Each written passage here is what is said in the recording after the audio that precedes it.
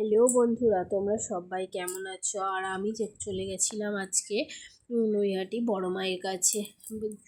ধর্ম যার যার, বড় মা কিন্তু সবার, এই কথাটাই ওইখানে লেখা আছে, সেই কারণেই আমি বললাম।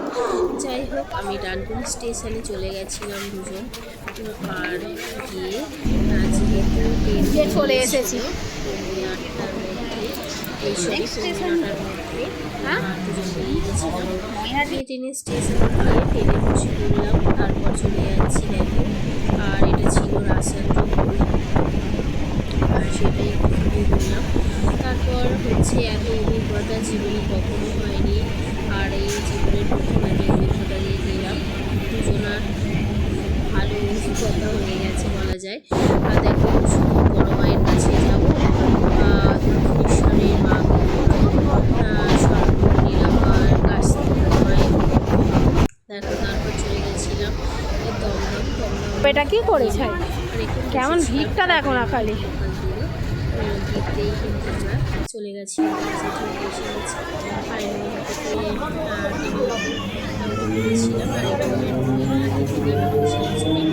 নেমে পড়েছিলাম। দেখো কষ্ট করে নামছিলাম আমরা, আর জানি না হয়েছি। সেই কারণে কিন্তু আমরা যেটা 2-3 মিনিটের রাস্তা, কি রোদ্দুর 5 মিনিট লাগে, সেটা আমরা 15 টাকা দিয়ে টোটো ভাড়া করে গেছি, জানি না। আর এই যে দাদাভাই টোটোটা, ছাতা আমি নিজে পাইনি, আর ছাতাই করে আমি যাচ্ছিলাম। আর এইখানে পুজো দিয়ে কিন্তু প্রচণ্ড আনন্দ হয়েছে। তার কারণ কি, 10টায় লাইন দিয়ে 3:30 4:30 পুজো দিয়ে বেরিয়েছি। এতটাই কষ্ট হয়েছে, কিন্তু মায়ের কাছে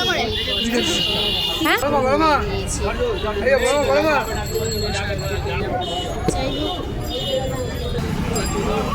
এর মা যেমনভাবে নিয়ে গেছে, যেমন নিয়েছে তেমনভাবে কিন্তু তোমার দাদা যেতেই হচ্ছিল। আর আমরা জানি না বলে কোন দিকে যেতে হয়, সেই জন্য আমরা কিন্তু টোটো করে নিয়েছি।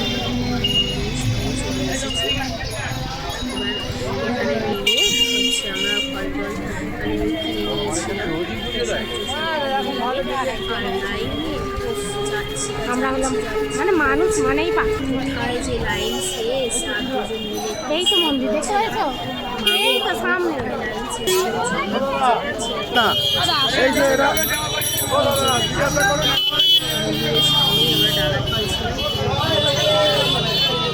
ভিড় দেখেছো, জুতো দেখো।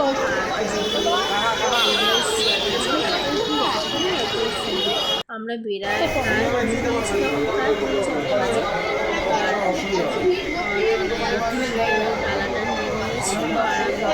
পড়ে যাবে না তো?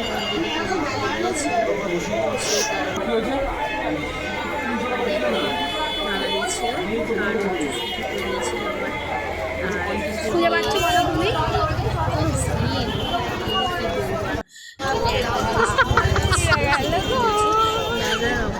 ছাতা দেখতে এতই ভালো লাগছিল, কি বলবো।